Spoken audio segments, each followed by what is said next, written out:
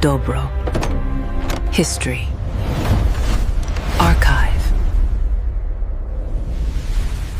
1932년 12월 19일. 눈이 아주 많이 덮인 일본의 한 외딴 골짜기입니다.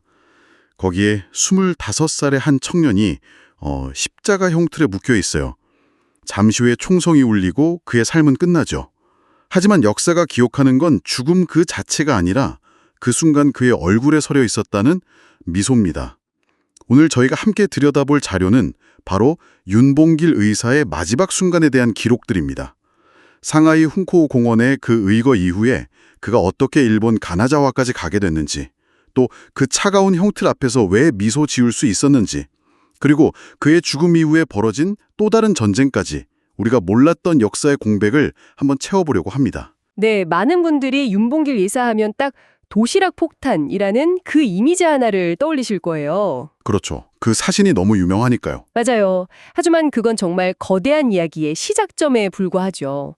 오늘 자료들을 좀 깊이 파고 들어가면서 그 이미지를 넘어서 그의 행동을 이끌었던 어떤 철학, 또 제국주의 일본이 그를 얼마나 두려워했는지를 보여주는 그런 치밀한 계산들, 그리고 죽음 이후에까지 이어진 존엄을 지키기 위한 투쟁을 좀 입체적으로 다시 맞춰보려고 합니다. 좋습니다. 그럼 그 유명한 장면부터 시작해보죠. 1932년 4월 29일 상하이 훈코 공원 의거. 그런데 우리가 흔히 아는 도시락 폭탄이 사실 그날의 주인공이 아니었다는 점, 이거 꽤 놀라운데요. 자료를 보니까 실제 역사를 바꾼 건 물통용 폭탄이었더라고요. 아, 그거 정말 많은 분들이 오해하시는 부분이죠. 그 상징적인 사진 때문에요. 네네. 둥그런 도시락 모양 폭탄은 사실 자결용이었습니다. 거사가 실패하거나 체포될 경우에 스스로 목숨을 끊기 위해 품었던 거죠. 아, 자결용이었군요. 네. 그런데 의거 직후에 현천이 아수라장이 되면서 자결할 기회를 놓쳤고 결국 사용되지는 못했습니다. 실제 일본군 수뇌부를 향해 던져진 건 가죽끈이 달린 물통용 폭탄이었어요. 윤 의사 본인의 진술에도 그 내용이 명확하게 나오잖아요. 물통 폭탄에 끈이 있어 던지기 쉽다고 생각해서 도시락 폭탄을 내려놓고 물통 폭탄을 던졌다. 맞습니다. 이 작은 사실 하나가 의거가 얼마나 치밀하게 계획됐는지 보여주는 것 같아요. 그냥 감정적으로 폭탄 하나 던진 게 아니라 투척의 용이성까지 다 계산된 작전이었다는 거니까요. 바로 그 지점입니다. 하지만 더 흥미로운 건 의거 성공 이후에 일본이 어떻게 반응했느냐는 거예요. 아, 그들의 반응이요? 네, 당시 일본은 점령지에서 본보기로 공개 처형을 서슴지 않았거든요. 공포 분위기를 조성하는 게 제국주의의 전형적인 통치 방식이었으니까요. 그렇죠. 보란듯이 처형해서 공포심을 심어주려고 했겠죠. 그런데 윤봉길 의사는 상하이에서 공개 처형하지 않고 극비리에 일본 본토로 이송을 합니다. 그게 참 의아한 부분이에요. 왜 그랬을까요? 오히려 더 떠들썩하게 처리해서 본보기로 삼았어야 하는 거 아닌가요? 정반대의 행동을 한 거죠. 그리고 그 이면에는 일본의 거대한 두려움이 있었습니다. 두려움이요? 네, 이걸 이해하려면 1930년대 상하이라는 도시의 특성을 좀 알아야 해요. 당시 상하이는 그냥 중국의 한 도시가 아니라 온갖 나라의 조개지가 몰려있는 국제도시였거든요. 아, 맞아요. 외신 기자들도 많았고. 그렇죠. 뉴욕타임스, 로이터 통신 같은 서구 언론사 특파원들이 상주하면서 모든 사건을 전 세계로 타전하고 있었죠. 그러니까 상하이는 하나의 거대한 무대였던 거군요. 거기서 일어나는 일은 전 세계가 다 지켜보고 있었다는 얘기네요. 정확합니다. 만약 그런 곳에서 윤 의사를 공개 처형한다. 그는 제국주의 침략자를 응징한 세계적인 영웅, 순교자로 포장될 게 뻔했습니다. 아, 일본 입장에서는 최악의 시나리오네요. 그렇죠. 일본은 그를 그저 테러리스트로 격하하고 싶었는데 공개 처형이라는 스포트라이트가 오히려 그의 위상을 엄청나게 높여줄 거라는 딜레마에 빠진 겁니다. 게다가 그때 장제스가 중국 100만 대군도 못한 일을 조선 청년 한 사람이 해냈다고 극찬하면서 중국인들 항일 감정도 최고조에 달했을 때고요. 네, 모든 게 일본의 의도와는 반대로 흘러갈 판이었던 거죠. 영웅으로 만들 수도 없고 가만히 둘 수도 없고. 결국 그들의 선택은 대중의 시선에서 그를 완전히 지워버리는 거였군요. 조용히 아무도 모르게. 네, 그래서 그를 비밀리에 일본으로 이송하기로 결정한 겁니다.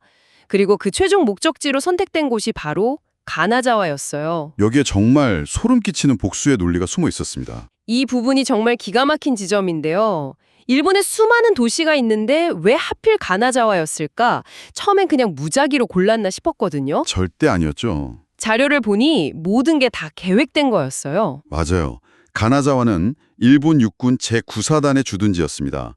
그리고 훈코 공원에서 윤 의사의 폭탄에 맞아 사망한 상하이 파견군 사령관 시라카와 요시노리 대장이 바로 이 제9사단장 출신이었습니다. 와, 그러니까 이건 자신들의 전 사단장을 죽인 범인을 그 부대의 심장부로 끌고 가서 처단하겠다. 뭐 이런 의미였군요. 네, 이건 사법 절차라기보다는 군대의 사적인, 조직적인 복수극이었던 거죠. 거의 복수극에 가깝네요. 는 치욕이었고요. 아, 그러니 그 복수는 반드시 자신들의 안방에서 자신들의 손으로 이루어져야만 했던 겁니다.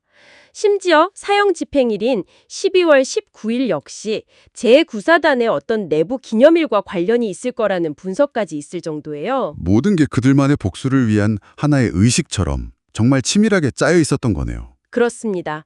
법의 이름으로 자행된 군부의 철저히 계산된 사적 보복. 이것이 윤 의사의 마지막 여정이 왜 가나자와여야만 했는지에 대한 좀 잔인한 대답인 셈입니다. 자, 그럼 이제 그날 아침으로 한번 가보겠습니다. 1932년 12월 19일 오전 7시 40분 가나자와의 춥고 눈 덮인 미고시 육군 공병 작업장 골짜기.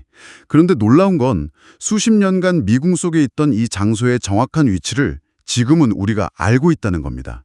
이걸 찾아낸 과정이 정말 드라마틱하더라고요. 거의 과학수사 수준이죠. 오랫동안 아무도 그곳이 어딘지 몰랐는데 2011년에 한 조사단이 일본 방위성 기밀 문서에서 처형장 약도를 찾아냈어요. 약도를요? 네, 그걸 가지고 당시 촬영된 처형 현장 사진이랑 비교 분석에 들어간 겁니다. 사진 속에 단서가 있었던 거죠. 어떤 단서였나요? 사진 속 헌병의 그림자 길이와 방향을 분석해서 태양의 고도와 방위각을 계산해냈어요.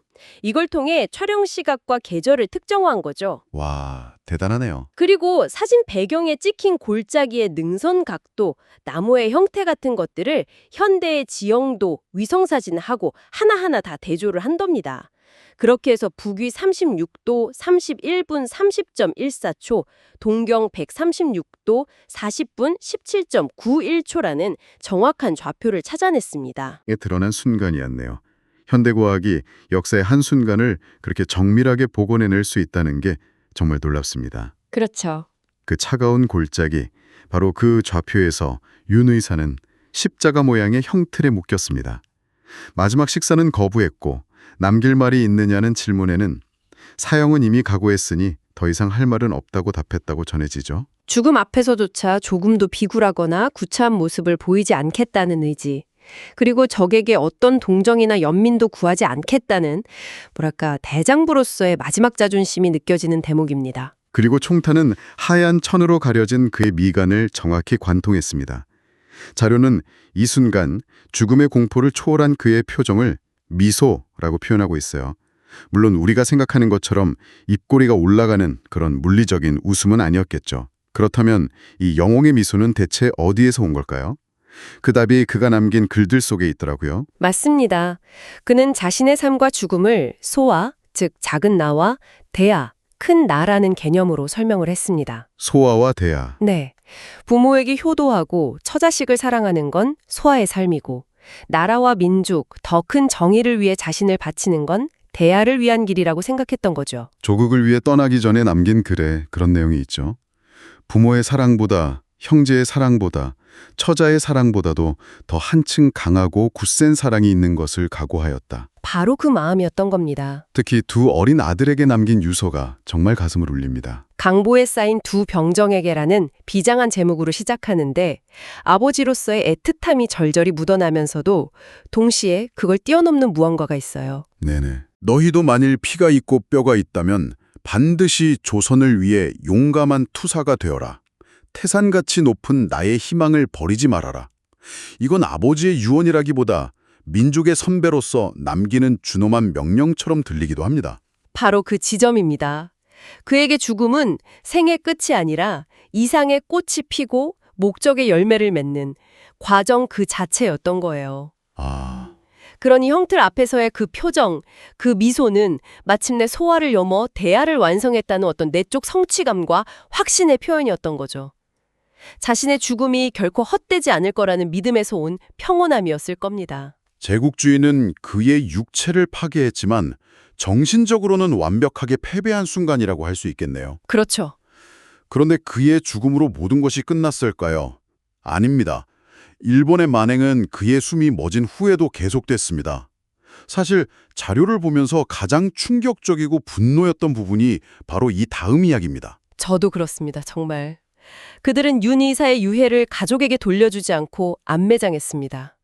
그리고 그 방식이 너무나 악랄했어요. 그냥 인적이 드문 곳에 몰래 묻는 그런 안매장이 아니었죠. 네, 그들은 가나자와 시형 노다야마 공동묘지 안에서도 가장 모욕적인 장소를 골랐습니다.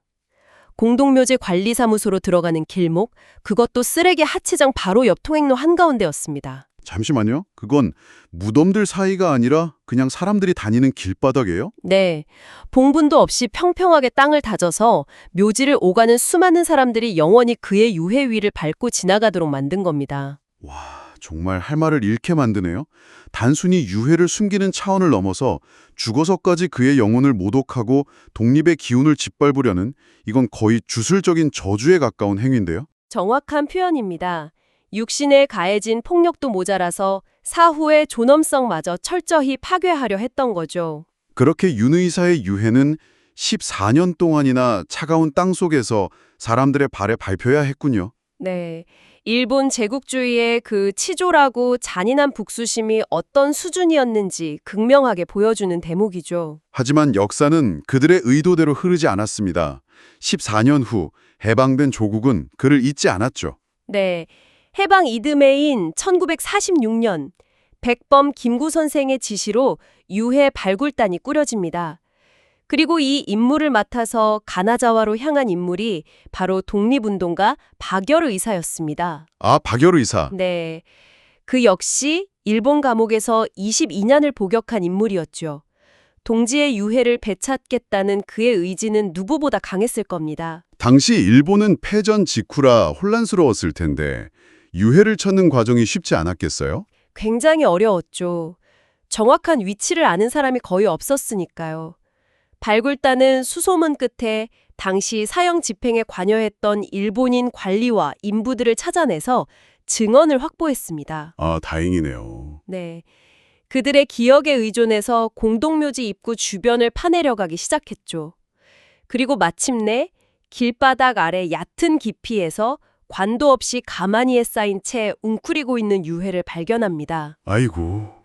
박열 의사는 그 처참한 모습을 보고 그 자리에 주저앉아 통곡하며 일제의 만행에 치를 떨었다고 합니다. 14년 만에 마침내 고국의 품으로 돌아올 수 있었군요. 그렇습니다.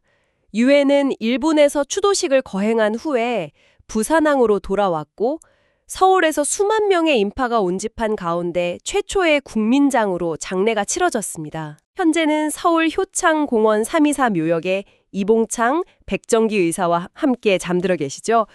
육신은 고통받았지만 그의 정신은 마침내 해방된 조국의 품으로 돌아온 겁니다. 잊지 않으려는 사람들의 끈질긴 투쟁, 즉 기억의 투쟁이 승리한 결과였습니다. 결국 오늘 저희가 살펴본 건 도시락 폭탄이라는 그 하나의 이미지 뒤에 숨겨진 거대한 서사였네요. 네, 맞아요. 치밀하게 계산된 의거 계획부터 제국주의의 두려움과 그로 인한 비열한 복수, 또 죽음마저 초월했던 한 청년의 숭고한 철학, 그리고 죽음 이후 14년간 이어진 시신을 둘러싼 또 다른 전쟁까지.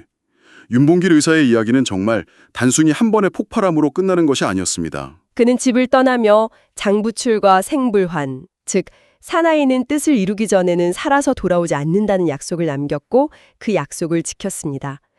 오늘 이 이야기를 들으신 당신에게 마지막으로 생각해 볼 질문을 하나 남기고 싶습니다. 모든 것이 너무나 쉽게 소비되고 또 쉽게 잊히는 오늘날 우리에게는 한 인간이 자신의 생명뿐 아니라 죽음 이후의 존엄까지도 기꺼이 내던질 수 있게 만든 그 신념의 무게를 과연 가늠할 수 있는 마음의 저울이 남아 있을까요?